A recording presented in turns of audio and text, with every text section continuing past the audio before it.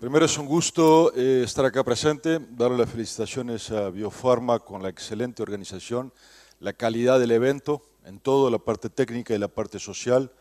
Se han destacado, creo que este es un foro o es un ambiente que debe ser cada vez estimulado por los cambios que están ocurriendo en el sector de producción.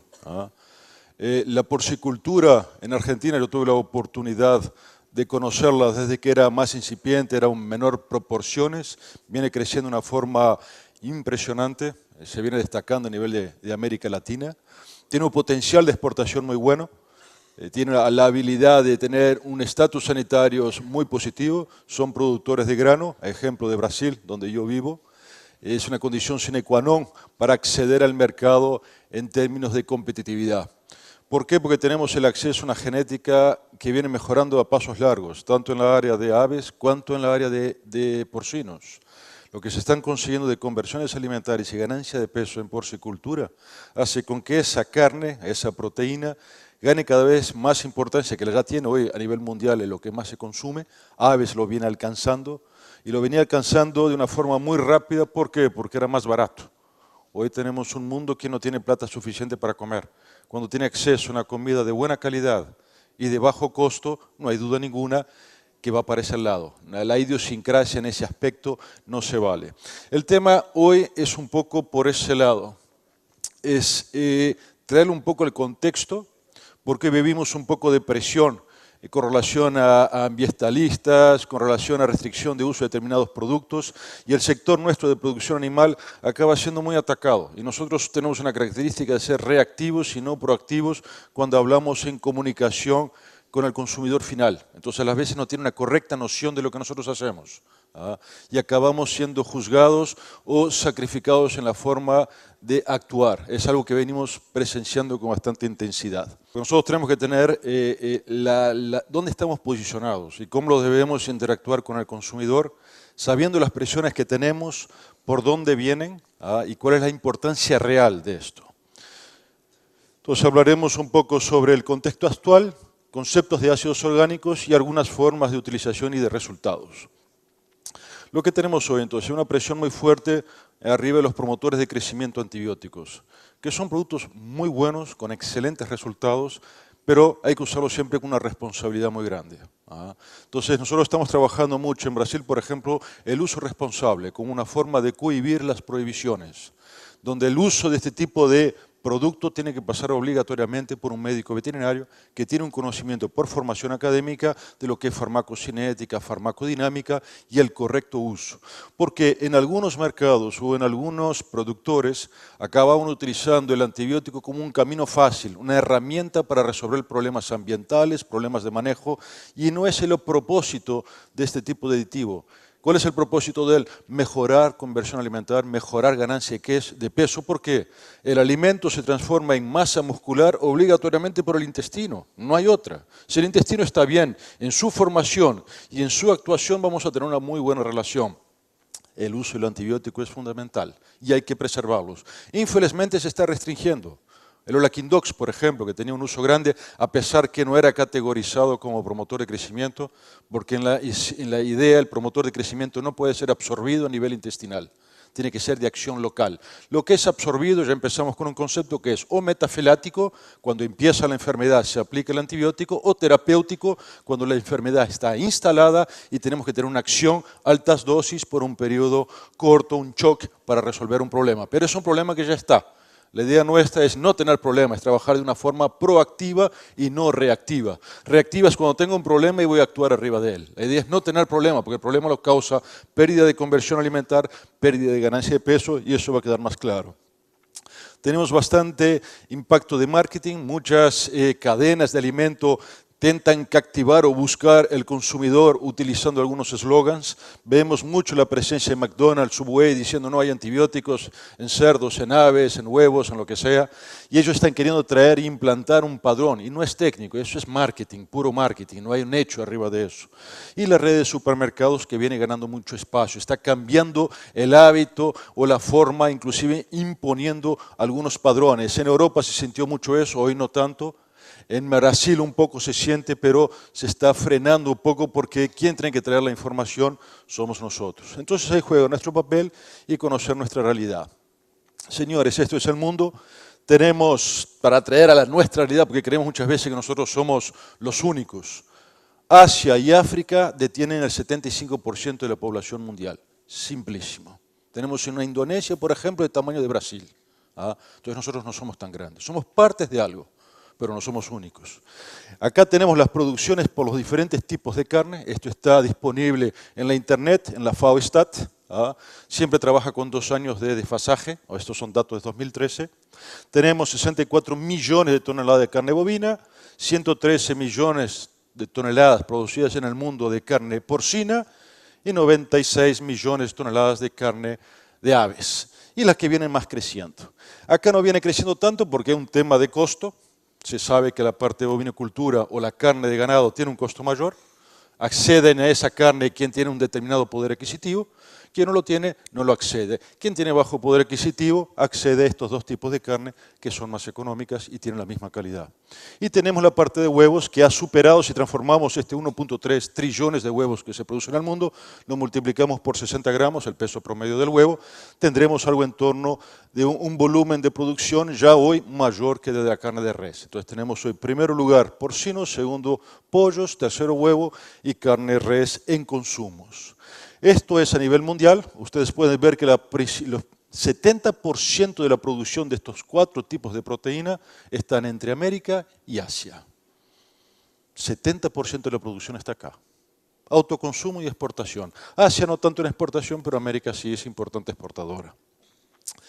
Si agarramos aquellos números y los dividimos por la población de cada continente, tenemos que el consumo promedio mundial per cápita de estas proteínas de 48 kilos.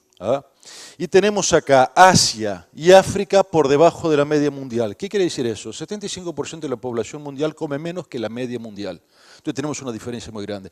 Entre continentes y tenemos una diferencia muy grande dentro de los continentes. Si agarramos América Latina y vamos a Haití, totalmente distinto de lo que es acá. Y si agarramos dentro de un propio país, en Brasil tenemos una diferencia entre el norte y el sur muy grande. Entonces tenemos un problema de distribución de ese tipo de proteína. Entonces tenemos que buscar mejorar esto. Y es una obligación nuestra como productores en tener ganancia, pero tenemos una responsabilidad social muy importante. ¿Por qué? Porque tenemos genética y tenemos nutrición. Tenemos que generar un entorno para que esa expresión de buena genética y buena nutrición los dé buenos resultados. Entonces hay una frase de la FAO que a mí me gusta iniciar la charla porque resume todo lo que vamos a conversar en toda y cualquier charla. La seguridad alimentaria, o sea, que todo el mundo tenga acceso al alimento, ocurre cuando todas las personas tienen acceso físico, social y económico permanente de alimento seguro, que es inocuo, nutritivo y en cantidad suficiente para satisfacer sus requerimientos nutricionales y preferencias alimentares y así poder llevar una vida activa y saludable. Eso es lo que se busca. Donde nosotros jugamos un papel importante, económico, producir muy bien con lo que tenemos disponible, seguro, inocuo, saber utilizar determinados tipos de aditivos, periodo de retiro, límite máximo de residuos y en cantidad suficiente porque hay gente que necesita comer todavía. Esto hace con que nosotros lo movamos. Esto es el mundo, a lo largo de los tiempos se van incorporando nuevos conceptos, seguridad alimentaria, sistemas de producción de menor impacto ambiental. Esto es costo, lo tenemos que hacer. Pero ¿quién paga la cuenta? Esa es la pregunta. ¿El consumidor final tiene plata para pagar esa cuenta? No. La buscamos ¿dónde? En conversión alimentaria y ganancia de peso. Por suerte tenemos esa puerta que cada vez o cada año nos da la posibilidad de inversiones con retornos. Nuevas regulaciones en términos de control del límite máximo de residuos, esto es extremadamente importante. Esta es una regulamentación interna de Argentina y mundial. Ustedes cuando van a ir a un mercado internacional tienen que respetar mucho esto y el mercado interno. Genética demanda menores condiciones. El animal dice, yo te doy lo que yo soy capaz desde que vos me des la condición para que yo te dé eso. Esto va a quedar más claro adelante.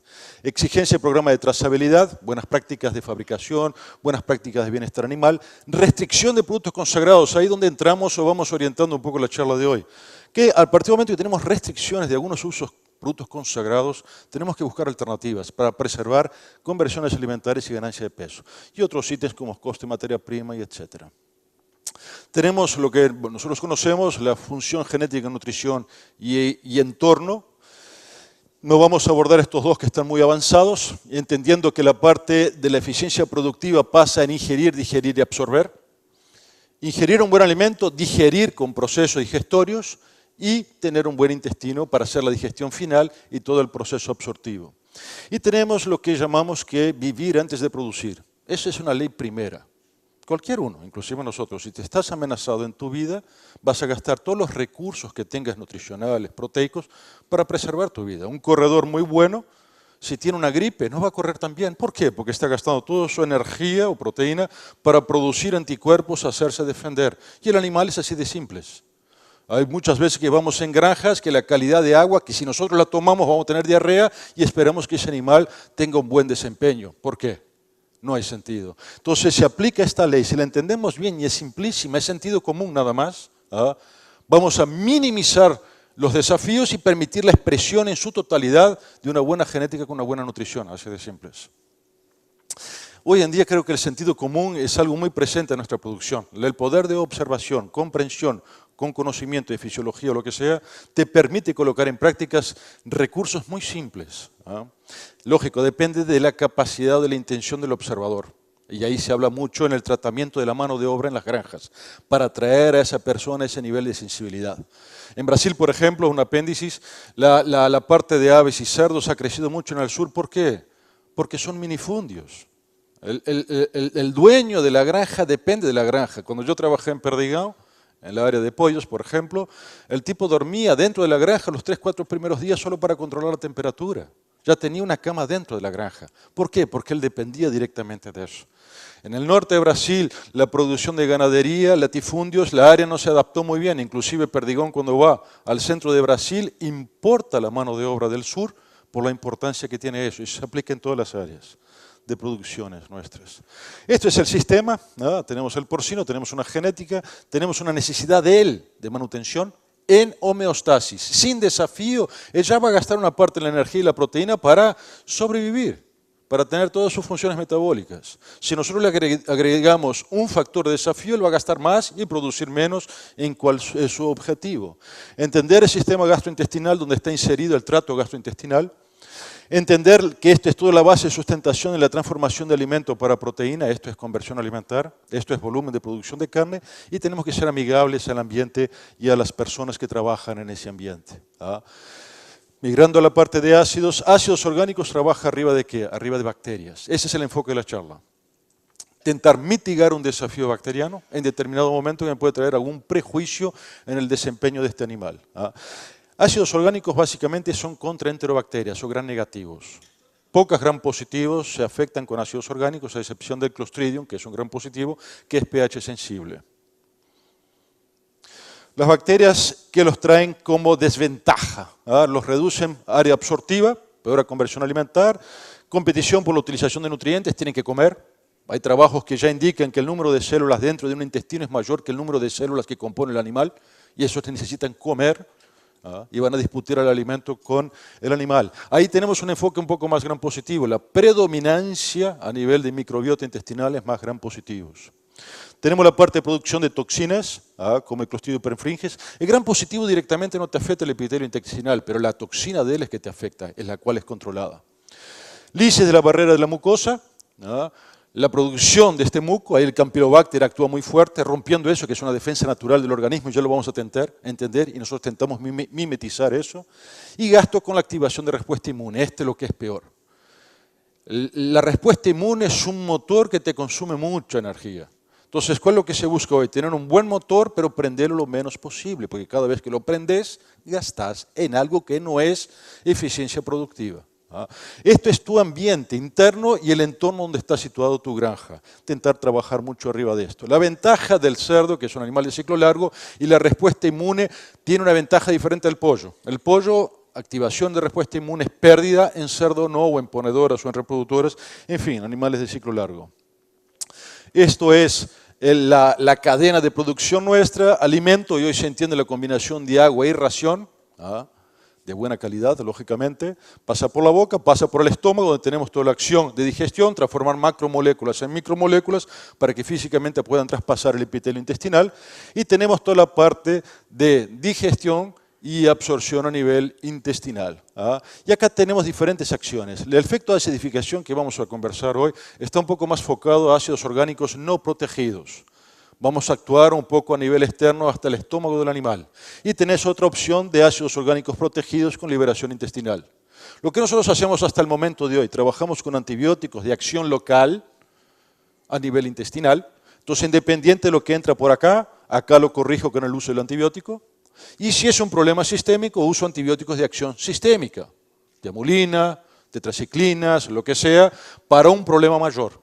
Cuando hablamos en promoción de crecimiento, cuando hablamos de una forma proactiva, lo que vamos a trabajar es para intentar minimizar la agresión a ese epitelio intestinal, mejorando lo que llega hasta la boca, sea corrigiendo lo que está a nivel intestinal, evitando al máximo cualquier acción sistémica porque ahí ya es pérdida.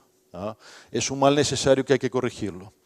¿Qué tenemos nosotros? Tenemos la entrada vía boca de las enterobacterias que producen un lipopolisacárido, que es el biofilme. Vos ponés el dedo en la tubería y hay un material gelatinoso, la bacteria produce eso para fixación en superficies lisas y para protección.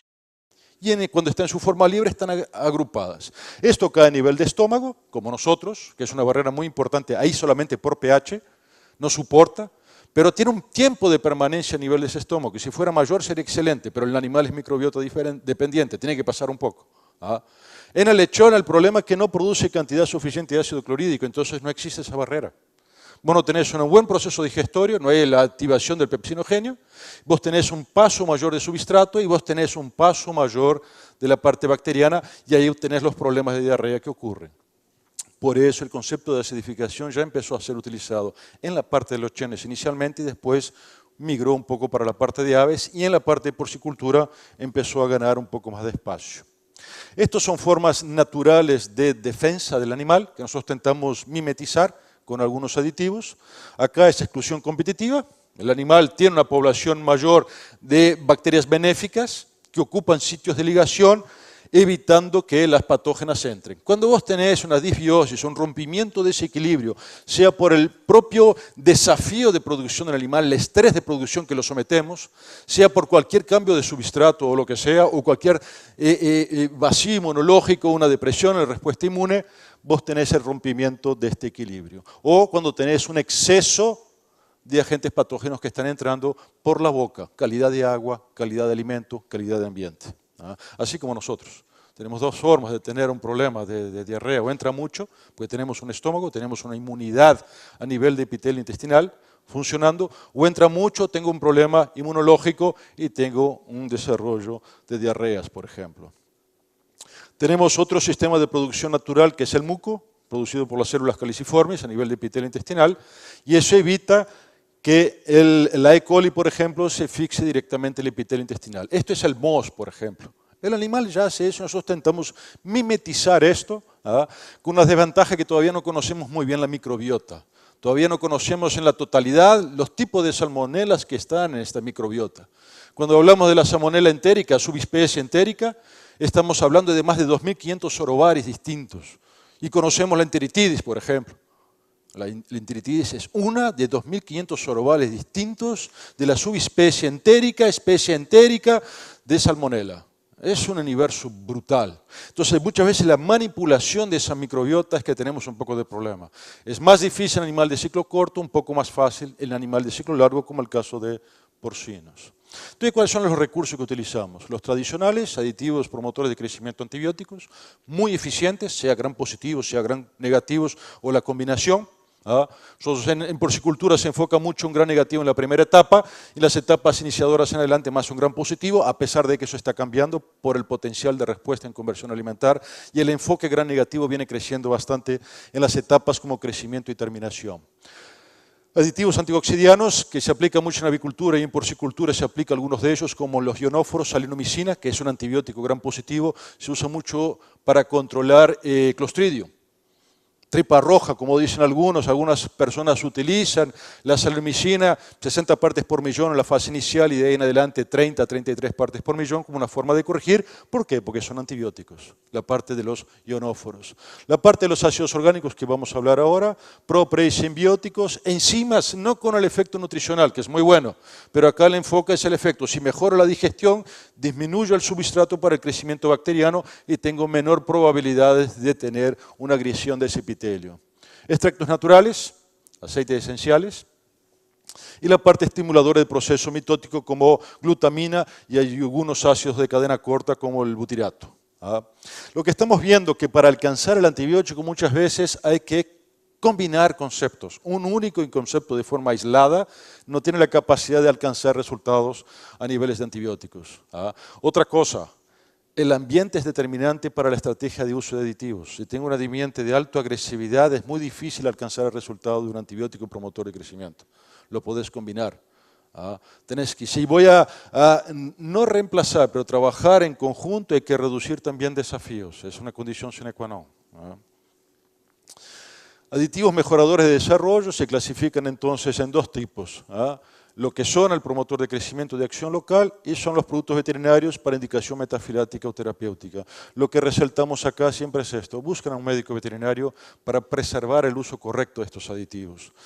Hoy en día en Brasil, para que tengan una idea, la Asociación de Proteína, la Asociación Brasileña de Proteína Animal, que es la junción de avicultura y porcicultura, era una única asociación, para hacer frente a la presión del Ministerio de Salud, que viene presionando para prohibiciones. Estamos haciendo un trabajo en distintas ciudades, en distintos momentos, recordándole al médico veterinario conceptos farmacológicos para que la aplicación sea correcta. Entonces, el uso responsable es un camino muy bueno para preservar el uso de este tipo de aditivos, evitar prohibiciones. Si en algún momento quieren discutir un poco más sobre eso, es interesante los datos. Estos son algunos de los productos clásicos, son ejemplos. En la parte antibióticos gram positivos, todo esto es de acción local. Gram negativos como antibiótico, hoy básicamente está la colistina en América Latina. Tenés algunos otros productos como alquinol, que no es un antibiótico, pero tiene una acción gram negativa. Clorhidrato de clorhexidina, que ustedes no lo conocen, eso fue específicamente en Brasil. Una historia muy interesante que lo usaban se usa en la pasta dental que utilizamos. Y cuando una empresa en Brasil empezó a fabricar pasta dental, para probar que la pasta dental era inocua, hizo prueba con ratones, varios ratones, y vieron que los ratones que comían pasta dental crecían más que los otros. Y empezaron a estudiar y vieron que había acá un recurso interesante. Pero con el cambio de la legislación, que si hablamos a 20, 25 años atrás, registrar un producto eran 2 papeles. Con el cambio de la legislación y las imposiciones, y muchas de ellas, o la mayoría correctas, y algunos pocos excesos en algunos países, hizo con que algunos tipos de aditivos no tuvieran consistencia en la información y no hubieran sponsors, no hubieran patrocinadores para desarrollar estos estudios, y se fueron prohibiendo. O algunas empresas creen que no justifica más los estudios. Los objetivos son simples. Reducción de la competición por nutrientes, el uso de promotor, reducción de producción de metabolitos que perjudiquen el trato, reducción de la activación del sistema inmune y menor lesión del epitelio intestinal para expresión de ese potencial genético, mirando la parte genética y mirando la parte del ambiente. Recordando que los animales están cada vez más sometidos a un ambiente de estrés por el tipo de producción intensa que le estamos dando. Dentro de ese concepto, ácidos orgánicos, vamos a mirarlo y entenderlo. Tenés 2 clasificaciones, orgánicos o inorgánicos. Los inorgánicos se utilizan más, son ácidos fuertes, para control de hongos, por ejemplo.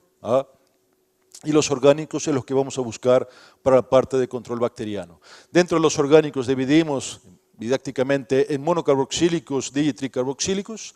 Los di y tricarboxílicos y los inorgánicos tienen solamente una capacidad de reducción de pH. Solamente es un poco exagerado, pero la principal función son ácidos fuertes de reducción de pH. Como nosotros tenemos un animal, en el caso del lechón o el suino adulto, tenemos restricciones en todo su epitelio y el trato gastrointestinal, no podemos trabajar con productos que sean extremadamente agresivos, así como lo podemos trabajar para el hombre. Entonces, los ácidos orgánicos monocarboxílicos los da un nivel de seguridad para utilización y tiene un efecto antibacteriano que ya lo vamos a atender.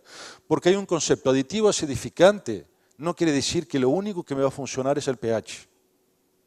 porque no puedo trabajar con un pH en toda la cadena del trato gastrointestinal muy bajo por una limitación fisiológica. Entonces, una combinación en crear un ambiente malo por reducción de pH y crear un grupo de ácidos orgánicos que tenga una condición de acción antibacteriana que no sea por pH. Esto acá son algunos de los grupos de ácidos. Lo que observen acá, trabajamos, cuando hablamos de ácidos orgánicos monocarboxilos, vamos a hablar de ácidos hasta 5 carbonos, no mucho más que eso. ¿Okay? Porque está relacionado al peso molecular y ya vamos a entender eso. Cuando hablamos de ácidos orgánicos entra un nuevo concepto que es valor disociativo. ¿Qué quiere decir esto? Si el valor disociativo es 5, quiere decir que ese ácido a una solución de pH 5 va a tener 50% en su forma disociada, 50% en su forma no disociada. Y lo que nos interesa como efecto antibacteriano es la forma no disociada. Es el principal efecto, no el único, pero el principal efecto. Un ejemplo de un ácido propiónico, si lo colocamos en un ambiente a pH 4.5 y tiene un valor disociativo de 4.88, quiere decir que voy a tener una pequeña parte disociada, liberó el protón, liberó el ion hidrógeno, me redució, tiene el efecto de pH, pero voy a tener una gran mayoría no disociada. Si en ese mismo ambiente colocamos el fórmico, que tiene un valor disociativo menor, como tengo un pH de 4.5 en esta solución, voy a tener la gran mayoría disociada con el único efecto de reducción de pH, con un efecto antibacteriano muy bajo porque tengo poca concentración de no disociado. ¿Qué pasa con el no disociado? Acá tenemos una bacteria gram negativa. Este ácido no disociado va a penetrar por difusión, tiene una característica lipofílica, penetra en esta bacteria. La gran mayoría o todos los enterobacterias tienen pH interno neutro. Cuando entra dentro de la bacteria, el valor disociativo de este ácido es próximo de 4, 4.5, encuentra un pH de 7, ¿qué hace? Se disocia. Al disociarse la bacteria dice, yo tengo que buscar pH 7 y vos me estás bajando el pH. Voy a gastar energía para expulsar este ion, para buscar a mi equilibrio. Ese es el principal modelo, no el único. Hay algunos ácidos como el sórbico que no tienen la capacidad de reducción de pH interno, pero que hace... me rompe un poco la estructura de esta pared, facilitando o cambiando la función de esa bacteria y llevándola a la muerte o al ceso del crecimiento. Cuando miramos que este ácido tiene que penetrar, dos cosas hay. Primero, esto de acá tiene que ser menor que esto. Una cuestión física, si no, no entra. Cuando hablamos de 4 o 5 carbonos, está relacionado al peso molecular. Bajo peso molecular, capacidad de penetración. Y otra cosa es buscar, por ejemplo, aceites esenciales como el carvacrol, del orégano, así hay otros, que te rompan la estructura o fragilice la estructura de esta pared, facilitando la penetración. Quiere decir que una menor concentración de ácido consigo el mismo efecto. Entonces, ¿qué tenemos que mirar cuando miramos ácidos? ¿Cuál es el valor disociativo que está relacionado al animal? ¿Hasta dónde yo puedo trabajar con él? ¿Y cuál es el peso molecular? Cuanto menor el peso molecular, más eficiente va a ser el producto. Entonces, otros dos puntos que tenemos que considerar y son fundamentales para la efectividad de un ácido, que ahí creo donde están muchos de los problemas. Es concentración dependiente y es tiempo dependiente. Necesito una determinada cantidad de ácido y necesito ese ácido por un determinado tiempo para que haga su función. Estos dos conceptos son determinantes. Objetivo de los ácidos orgánicos o condiciones de uso, ustedes están acostumbrados más vía alimento. En las preiniciadoras ya viene ácidos orgánicos para mitigar los desafíos en el cambio de la alimentación, no tener tantas diarreas. Y ahora venimos, o viene siendo incorporado al mercado el concepto de la acidificación vía agua de bebida, inclusive en el lechón. En otras etapas, pero inclusive en el lechón. Le das el ácido vía alimento y le das el ácido vía agua. Acá hay una discusión de cuánto podemos bajar este pH. 5, 4... Hay un concepto en lechón, 5, en animal adulto, 4.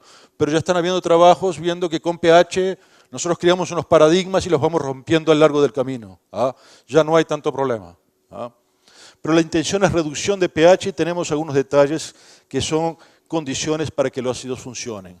¿Cuál es el tema del ácido vía agua de bebida? Es el problema de dosificación, manejo de producto y líneas dedicadas. Entonces yo no tengo una línea dedicada para lechones, no tengo una línea dedicada para terminación, ¿cómo voy a utilizar, por ejemplo, vía agua de bebida? Por eso el uso vía alimento es el camino más fácil. No necesariamente el mejor, pero es el más fácil. Cuando hablamos de alimento hay que considerar la capacidad tamponante del alimento. Yo coloco ácido y coloco 2500 ppm de zinc, que es extremadamente tamponante. Hay que escoger qué camino vamos, o si no uno mata al otro. Quitamos el efecto. Entonces hay que tomar algunos cuidados. Valor B5 se puede medir en el alimento, por ejemplo.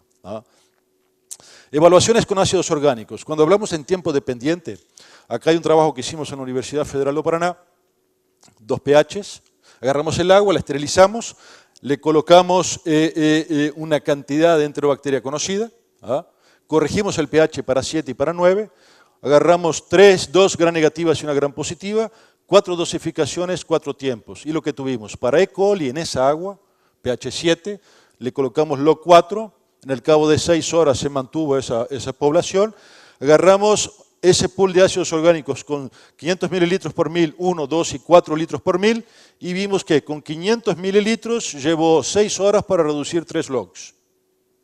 Cuando fue colocado 1 litro, con 1 hora y media funcionó. Con 2 y 4 litros, con 30 minutos funcionó. Cuanto mayor la dosis, más efectivo es, sin duda. Pero el animal comporta esa dosis. No le trae ningún problema. Esa es la discusión. Entonces se trabaja mucho a niveles de pH 4. En este pool de ácidos a nivel de 1 litro por mil. Cuando se sube el pH, señores, ¿qué pasa? La única variable que cambiamos fue pH. El mismo 1 litro por mil, en vez de 1 hora y media, llevó 6 horas para reducir. Todos los ácidos son tiempo dependientes, inclusive el cloro. ¿Por qué? Porque si aumentas el pH, disocias más el ácido. Y tenés también una condición de proliferación del E. coli mejor este pH que a este. Si miramos para Salmonella enteritidis es igual, cambia un poco los tiempos, pero las tendencias son las mismas.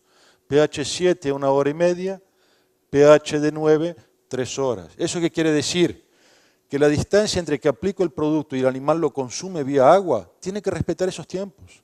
Si yo te doy un vaso de agua para que lo tomes ahora y le coloco el ácido, no va a funcionar, señores. Tengo que colocar el ácido, dejarlo parado ahí en un ambiente por distancia de tubería, de por lo menos 1 hora, 1 hora y media, para que reduzca la carga microbiana del agua y esa agua que el animal va a acceder es de buena calidad. Y ese ácido todavía va a estar funcionando en su forma no disociada a nivel del estómago del lechón. ¿Ya? Por una cuestión de pH, va a estar ahí funcionando todavía, donde se va a encontrar con el alimento. Cuando miramos Clostridium perfringens, este es muy claro, en su forma no esporulada, es muy sensible a pH, es el único gran positivo que le decís voy a reducir pH y se muere. Eso es muy fácil de controlarlo vía ácidos orgánicos, es muy eficiente. Entonces ese trabajo fue solo para determinar dónde voy a colocar el dosificador, lo más lejos de la granja, por ejemplo. Ese detalle determina la efectividad del concepto de acidificación. Ese es un simple detalle que determina eso. Por eso muchas veces en algunos trabajos que vemos no se respetan mucho los tiempos, no se considera esa variable como importante para corregir los problemas de resultados. Algunos trabajos, acá voy a pasar rápidamente, hicimos un compilado, hay varios, no tantos cuanto los gustaría ácidos orgánicos en otras etapas que no en lechones, es algo que está creciendo, se está haciendo conocer más. Porque hasta entonces la disponibilidad de antibióticos no demandaba este tipo de concepto, porque tengo antibióticos, ¿para qué voy a usar esto? Y chao. Pues tenía de todo, tenía furasolidona, furaltadona, Black-Dox, tenía de todo un poco y no había necesidad. A partir del momento que se empezó a restringir la disponibilidad, todavía se permiten, pero en menor cantidad, y está regulado la dosificación, lo que es preventivo, mejorador de desarrollo, que es una cierta confusión, metafilático terapéutico, empezamos a entender que había necesidad. Junto con esa evolución, ¿qué vino? Vino la genética diciendo, señores, necesito un buen intestino para demostrar ese potencial, dámelo. Entonces el entorno empezó. Porque si hablamos de ácidos orgánicos a 40 años atrás, que el limitante era genética, no te preocupéis. No era un limitante en aquel momento porque tenías un otro mayor que era genética, hoy no lo tenemos. Hoy la genética corrió delante de nosotros. Nosotros los quedamos para atrás. ¿Quién corrió muchísimo? Y genética y nutrición, y nosotros los quedamos sentados. Muchas veces yo voy en granjas, no, yo hago esto hace 20 años. Perdiste, cambia. No tengas muchos paradigmas en la producción animal de aves y cerdos porque no te va, tenés que estar cambiando muchísimo. Este trabajo es un ejemplo Está inserido en algunas otras evaluaciones, extraímos la parte de los ácidos. Se trabajó con animales de 22 a 7 kilos, 109 animales con 4 tratamientos, 4 repeticiones en T1 y 3 repeticiones en T2 y en T3 con 6 animales en cada repetición. Una evaluación por 5 semanas utilizando ácidos de forma aislada, láctico y fórmico en dosis altas, no son económicas, para mensurar el resultado. Lo que se observó que en la conversión alimentar hubo una diferencia significativa, estadísticamente significativa, con relación al control, tanto en ganancia de peso cuanto en conversión alimentar. Provocó, eso se comprobó en este trabajo, está acá disponible para quien lo quiera ver. Este señor trabaja muchísimo con la parte de ácidos orgánicos.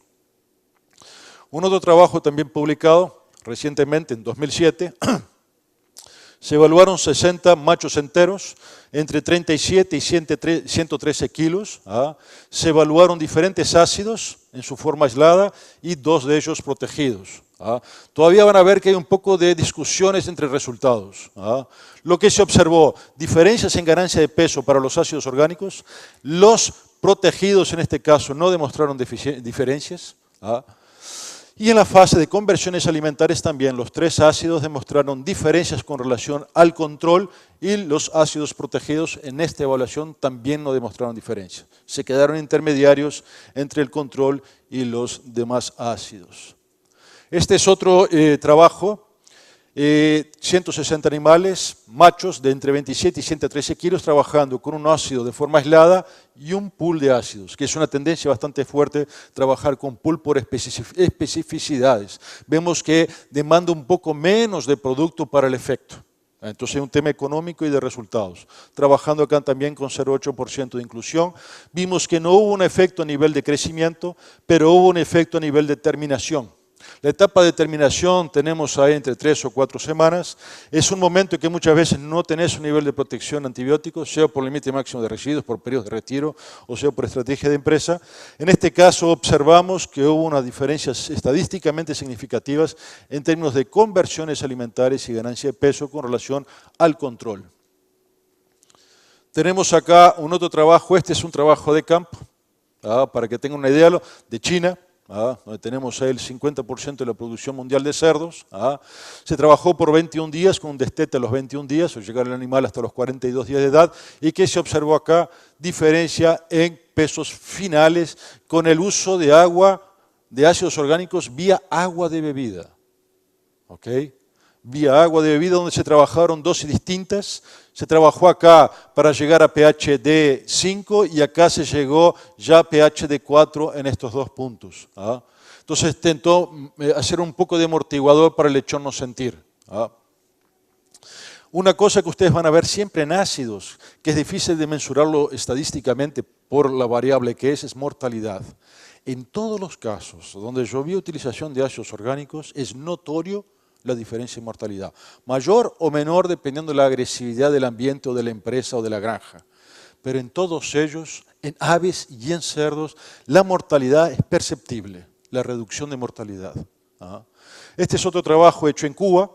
En Cuba no tiene una genética muy buena porque la genética se trabó en 1952, cuando hubo la revolución, pero ellos tienen una capacidad técnica impresionante, los técnicos en Cuba. Yo tuve y tengo la oportunidad de convivir con ellos. Son muy cuidadosos, lógico, hay bastante gente dentro del instituto, todo el mundo trabaja para el gobierno, pero tienen un conocimiento muy importante. Acá fue hecha una evaluación de uso de agua de bebida, pero acá fue trabado a nivel de 4 del pH, ya en lechones, y en este trabajo que no está acá, pero anterior a esta etapa, ya le dieron el ácido, la agua acidificada, junto con la reproductora, que le colocan un espacio para ya empiezan a tener contacto con el agua de bebida. En ese momento ya empezaron a acidificar el agua y esos lechones salieron para esta evaluación. Lógico, ustedes van a observar que las diferencias de resultados son grandes con relación a la de ustedes, lógicamente, pero recuérdense que la genética de ellos no es la de ustedes. La intención acá es no comparar genética contra genética, pero comparar diferencias de resultados. Ellos tienen una característica de agua muy salobra. Ellos tienen aguas que salen de sus pozos con pHs arriba de 7,5. Son aguas extremadamente altas de pH y son más duras, principalmente por calcio. Creo que acá ustedes tienen un poco. Estos son algunas especificaciones de uso, señores, con base en lo que estamos viendo, algunos cuidados que hay que tener con la parte de acidificación. Y esto es lo que quería dejar con ustedes, este tipo de información o observaciones que veo a nivel de campo para hacerlos pensar. No hay ningún camino seguro, no hay ningún camino definitivo, nadie tiene el don de decirles por acá o es para allá. La idea es traerles las opciones que hay para que se puedan adecuar a cada realidad de ustedes. Muchas gracias. Yo tenía dos preguntas. Primero, ¿por qué mecanismo usted explica mejor el efecto bactericida que puede haber entre, por ejemplo, formiato y sorbato cuando se asocian, cuando se dan en forma individual? En función de ello, siendo los ácidos tiempo dependiente, ¿qué tiempo de dosificación usted indicaría? Y por último, cuando uno va a dosificar o administrar un ácido, ¿cuál sería la matriz vehiculizante más importante o de elección, ya sea el agua o el alimento? Digamos, serían esas tres preguntas. Un rato. Muy buenas preguntas. Con relación a ácidos de forma individual o pool de ácidos, lo que estamos observando es que conseguimos una mayor especificidad. Está relacionado mucho al valor asociativo. Entonces vos tenés en algunos ambientes, como no es una variable que vos los podés controlar con tanta efectividad, trabajar con un único ácido, muchas veces vos no podés tener la concentración deseada de no disociados. Entonces lo que observamos es que individualmente tenés que trabajar con inclusiones más altas que cuando los usás combinados, 3 o 4 tipos diferentes de ácidos. Y el grande salto creo que está viendo o se está descubriendo es la combinación con aceites esenciales. Porque, ¿qué pasa? Cuando haces pruebas in vitro y vos colocás aceites esenciales, vas a ver que una menor concentración tiene el mismo la capacidad inhibitoria, porque facilita esa penetración. Como es concentración dependiente del ácido, yo necesito que una determinada cantidad entre. Y muchas veces ya no consiguen la penetración adecuada en un determinado tiempo, que es el tiempo de contacto físico, que tiene que haber un contacto físico entre esa molécula y la bacteria para que pueda funcionar. Entonces estamos viendo que el pool está siendo una forma más económica de obtener el mismo resultado. Con relación a tu otra pregunta, de qué vías de aplicación, yo te diría lo siguiente: la ración es la más fácil. El problema del alimento es que nadie se cuestiona. Primero, nadie sabe cuál es el valor tamponante de su alimento, muy poca gente sabe. Y la segunda, nadie cuestiona al proveedor cuál es la capacidad acidificante. El método B5 es un método interesante, no es un método determinante, es orientativo, porque el método B5 no considera el agua, porque muchas veces lo pongo, hago la correcta inclusión del ácido en el alimento, pero tengo una agua dura por calcio todavía, y tenemos una proporción mínima 2 de agua para 1 de alimento, y ahí ya tenés una pérdida. Y otra cosa, el concepto del B5 no evalúa la calidad de ese ácido. Si te coloco un ortofosfórico, voy a conseguir un buen valor B5 al final. ¿El valor B5 qué es? Yo voy a evaluar, es una titulación, vas a agarrar ácido clorhídrico a acero normal, colocó el maíz, soya, ya hay tablas, y yo las tengo si alguien las quiere. El maíz tiene 3,5 de valor B5 y así va la soya, etcétera, etcétera. Vos multiplicás eso por la concentración de esa materia prima en tu fórmula, 55% de maíz, lo multiplico por 3,5 y voy llegando a un valor final, sin el ácido. Entonces llego al valor final del B5 del alimento y llego a 40. Y ya hay estudios que dicen que lo bueno para esa etapa animal es de 20. Entonces la pregunta es, ¿cómo bajo de 40 para 20? Con un ácido. Pero para eso tengo que saber cuál es el poder acidificante del ácido.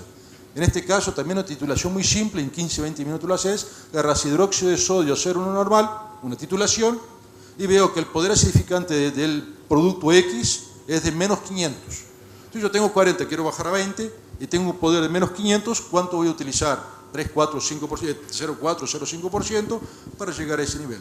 Esa es la forma correcta. Ahí también vas a percibir una situación que hay una tendencia de mayor dosis vía alimento, porque hay un variable tamponante que es mucho mayor que agua. La capacidad tamponante del agua es más fácil de controlarla. El acuífero de ustedes, que es un acuífero guaraní, en la gran mayoría, no sé si en todos, hay una tendencia en la región de acá de ser aguas más duras por calcio en Argentina, así como es una parte de Paraguay, Brasil y Uruguay. Pero es más fácil de traspasarlo, con la ventaja que son 2 partes para 1. Entonces la cantidad de ácido, ahí haciendo respuesta a tu otra pregunta, para llegar a un pH de 4, yo hoy trabajaría con un pH de 4, y el tiempo de la aplicación, en caso vía agua, Yo lo haría de por lo menos 1 hora y media. Distante, la caja de agua está acá, la granja está acá, pon el dosificador lo más lejos posible de la granja. De preferencia un dosificador, para que tengas una acción lineal. ¿Qué pasó? En algún momento se había la recomendación vía agua de bebida de hacer chocks. Lo pones lunes, miércoles y viernes. Eso es válido, si sabes que la E. coli viene lunes, martes y miércoles. Si lo sabes, hacelo. ¿Ah? No tenemos controlada esa variable. ¿Pero por qué se hacía eso? Porque muchas veces la acidificación del agua de forma continua en algunas regiones te permite el crecimiento de un hongo que crea una masa gelatinosa blanca que te entupe todo. Simplísimo. Entonces, ¿qué hacían? Un choque de pH. Yo vengo con un pH bajo de 4, lo subo, mato esa que se cría que eran algas acidófilas, si no son hongos, ¿no? Lo mato, lo vuelvo a colocar, lo mato, lo vuelvo a colocar y no tengo problema. Se puede corregir eso con la aplicación de un antihongo, para que vos puedas tener un uso continuo. Y ese es el objetivo. Tener un uso correcto, la dosis correcta, por eso los dosificadores. En ese momento usa un dosificador lo más lejos posible, para que te dé ese tiempo de contacto y la agua llegue con una carga bacteriana muy baja. ¿Ah? Nosotros trabajamos con alimento peletizado, que ya tiene una ventaja muy grande, entre otras cosas, reducción de enterobacterias. Si traemos con agua limpia, es como ir a un restaurante bien servido, ¿no? Vas controlando variables. ¿No me escapó ninguno? Bueno, muy bien. Quería consultarle si ha trabajado con acidificación en reproductoras para orina. Sí. No, veo algunos trabajos, no tengo experiencia sobre eso, con el ácido benzoico, por ejemplo. Veo resultados positivos o hay alguna discrepancia entre algunos trabajos, pero no tendría la condición de responderle sobre ese asunto. No me aprofundé mucho en la área de reproductoras.